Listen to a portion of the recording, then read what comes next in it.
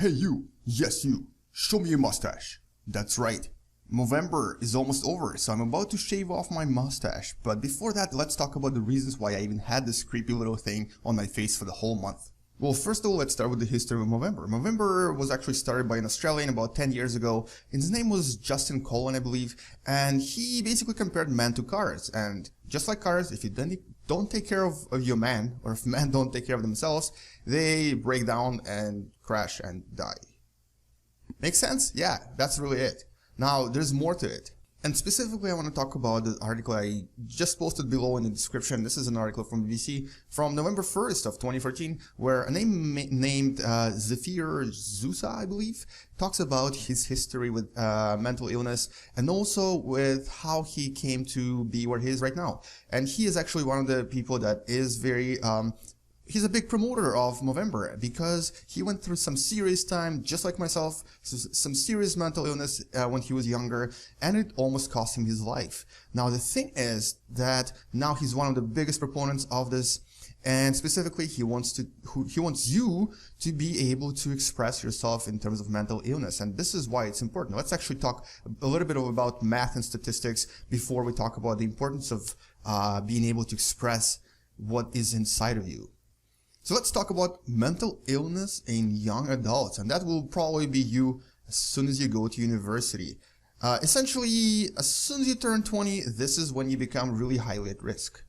Now, in a recent study in Canada, one of the bigger universities found that out of 10 students, 5 of them were pretty happy. And here's some happy faces for you. But the thing is, the other 5 were actually found to be quite depressed, quite psychologically distressed. And these 5 were gone as far as saying things were absolutely hopeless. Their life made no sense, they had no idea where they were going, they were getting really depressed. They also reported overwhelming anxiety, and generally they were on the verge of suicide. And specifically 7% of them actually said that they were thinking of committing suicide.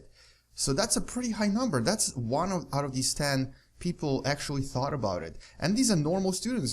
We're not talking about people that were diagnosed previously. This is people that suddenly started having these mental illness issues. But this was in Canada. In another study in the UK, they found that 8 out of 10 students showed some distress. So it was not even just 5. It was actually a lot more students that were showing distress. And specifically, they showed a lot of anxiety. And in that other study in the UK, they actually found that 2 students out of 10 were in some serious trouble. They had some serious depression and serious anxiety. Let's take a look at this other number, and this is number 77. I'm going to draw the symbol for men right here and the word suicide. Now, can you guess what this is? Well, what this means is that around the world, 77% of all suicides are actually by men. Now, what's even more scary is that around the world, the biggest cause of death for young men is actually suicide. Specifically, if you're a guy, if you're a man, and you are under 35, then suicide is your biggest risk. Suicide is your biggest death risk. And this is really scary. So essentially, statistically, men under 35 are more likely to die from suicide than cancer, than heart attack, or any kind of accident. So this is the biggest cause of death around the world. Now why? Why does this happen? Well, it all goes back to these 2 big words on top. All goes back to mental illness. None of these men die or commit suicide because of cancer or because of anything else. It's always mental illness. And that mental illness, mental illness is something that bottles up in them, something that really kills them inside. It drives them to commit something that you would never think of committing.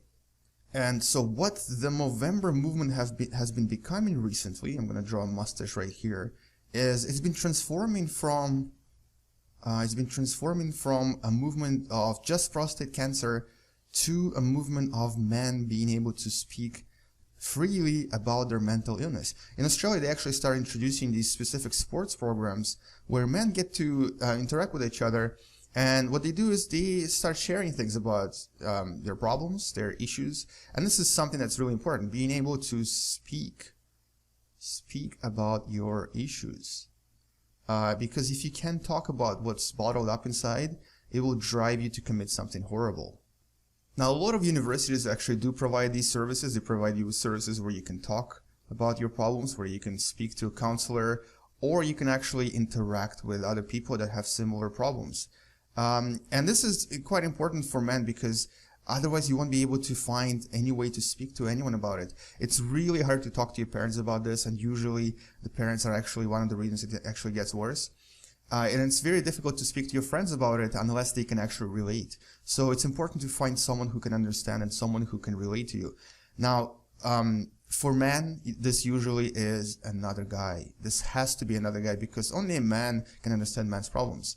If you do try to talk to your girlfriend or another female person, character, individual in your life, it might help, but it might not help as much because she might not relate to you. She might not understand what exactly you're going through. So a guy will only understand another guy. And so this is why Movember has been transforming into this beautiful movement of speaking. We now need to be able to speak, to express our problems, our concerns, our emotions, and specifically we need to be able to express our issues related to mental illness. Because if this is something that's been bottling up inside, and you're about to become a university student or you're about to reach a new stage in your life, you need to be able to talk about it. And you need to be able to talk about it without any fear of persecution, any fear of shame or anything else. And usually another guy can understand. So, okay, and next year, it's time for you to join the movement and become one of the Movember members. Get a mustache going and or draw one if you can't grow one yet. And time to change the world for the better place. It's time for men to be able to express themselves. It's time for men to speak out and to express whatever is hidden and bottled up inside. Don't hide it. It's only going to get worse if you do. Find someone to talk to. And most importantly, live your life like it's your last day on earth. Be happy and happy Movember and also Merry Christmas. Yeah, that's coming up. Some people are also going to be celebrating the beard, but that's another story. Alright, thank you for watching. This has been What the Math with this important message, and see you.